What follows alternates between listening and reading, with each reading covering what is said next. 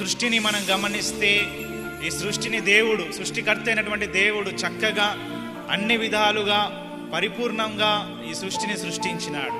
ఈ సృష్టిని శూన్యములో నుండి సృష్టించినాడు.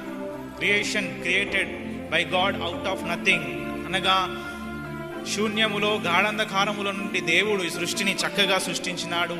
దేవుడు సృష్టిని సృష్టించిన తర్వాత ప్రతి దినము కూడా ఎవాల్యుయేషన్ చేసుకున్నాడు. తాను చేసింది ఎలా ఉంది అని ఎగ్జామిన్ చేశాడు. చేసినప్పుడు అది మంచిదిగా ఉన్నట్టుగా ఆదికాండ 1వ అధ్యాయంలో గమనిస్తాం.